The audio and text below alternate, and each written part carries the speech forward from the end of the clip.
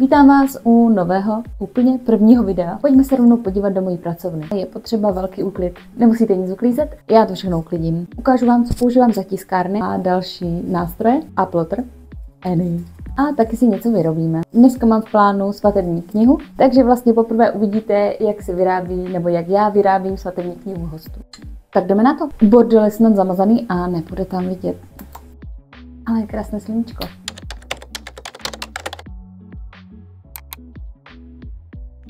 Vůbec mi do uklízení nechtělo, ale viděla jsem, že jak to budu mít hotové, tak se mi bude pracovat o 100% lépe. Tady se to snažím rozdýchat a sama nevím, kde mám začít. No a samozřejmě začnu s tou největší hromadou a to jsou odpadky. Vždycky všechno třídím a jelikož jsem takové malé papírnictví, jo, a syn mi chodí často na kontroly. No prostě jelikož jsem takové malé papírnictví, tak všechen papírový odpad jde teď v zimě do kotle. A v létě odvážím papírový odpad do sběrného dvoru, protože je toho vždycky tolik, že ani v zimě to nestíháme pálit.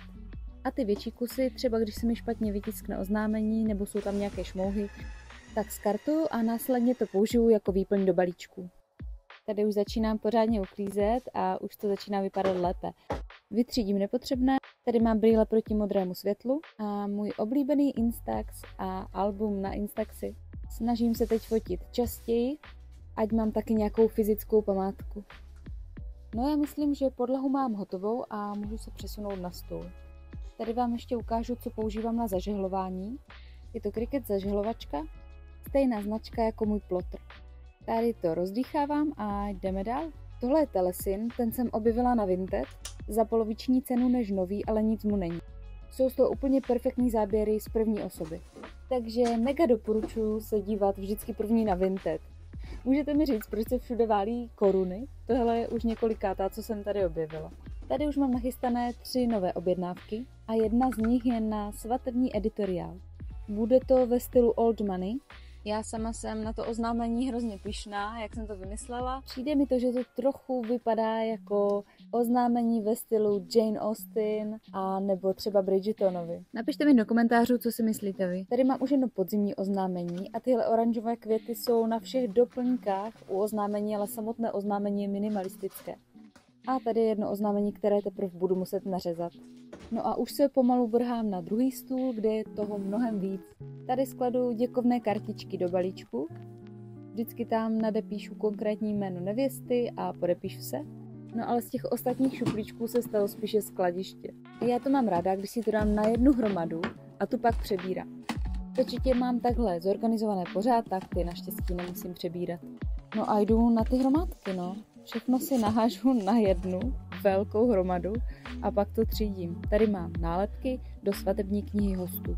Taky tyhle tetovačky, to jsou úplně novinka a zatím si je nikdo neobjednal, protože nejsou vyloženě svatební, ale já je hrozně miluju. Už se těším, až je použijem s holkama na nějaké akci v létě. Hromadu jsem přetřídila docela rychle a je pryč. LED nápis, který mám za počítačem, tak je manželův a protože sedíme zády k sobě a on streamuje, tak ho musím mít já před sebou. Jako není to estetik a vůbec se to nehodí k mému stylu podnikání, ale co bych pro svého manžela neudělala. Nevím, jestli by se mokrým hadrem měl čistit noťaz, ale já to prostě dělám. Doufám, že za to nedostanu bídu. No a je to, konečně mám po měsíci hotovo. A jdu ještě protřídit tuhle malou krabičku, kde je samozřejmě mince, samozřejmě. A nesmí chybět jelení lůj, ten musí mít úplně všude, v každé kabelce jeden.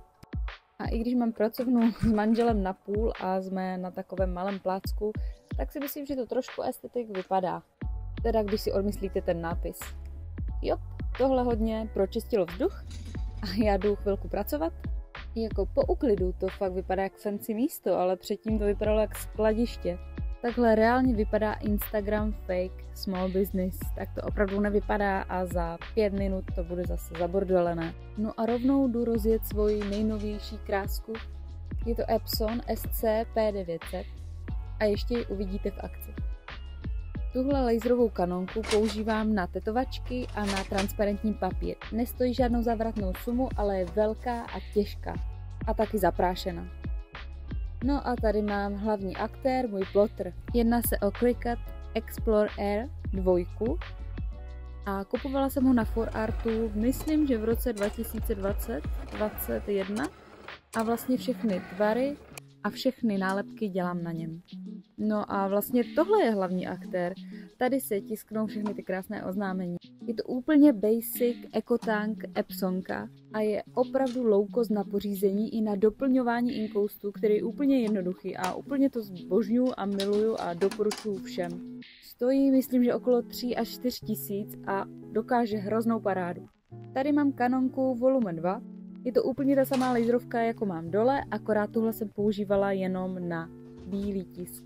Ten jsem ovšem zrušila, vidíte, že je zaprášená, takže nepoužívaná, ale s bílým tiskem je opravdu těžké pořízení a nikomu to nedoporučuju, moje nervy. Jinak bílé tonery mám a možná je někdy použiju. Tady tomuhle se asi říká rýhovačka, rýhovací něco, prostě rýhovačka. Tohle mám z Amazonu a dělám s tím hlavně leporela a skládané oznámení. A tohle je cinč a ten vám představím za chvíli. A úplně nahoře je zažehlovačka. Takhle vypadá v akci tisknutí obří tiskárnou. Zvládne až formát A2, tady to tisknu na A3 a je to svatební kniha.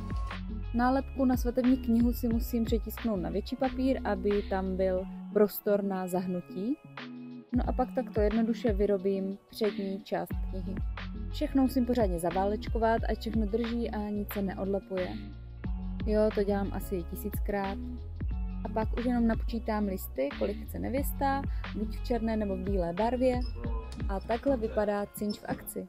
Nadírkuju všechny papíry a všechny listy a pak už si zvolím jenom vazbu. Používám kovovou, protože tenhle cinč je speciálně na kovové vazby. Na mém e-shopu mám na výběr bílou anebo růžovo-zlatou. Pak ji takhle zmáčknu a je to hotovo. Tahle svatební kniha je ideální na instaxové fotky. Je to vlastně kniha hostů, kde vám svatebčané vyfotí a nalepí instaxové fotky a můžou to doplnit různými vzkazy, nálepkami a tak dále. A ještě vám ukážu, jak vyrábím kartičky na Ivalginu. Snažila jsem se je udělat co nejvíce kompaktní a maličké, aby vás nestály moc peněz. A myslím si, že tahle velikost je úplně ideální. A hlavně se ženským vleze do kabelky.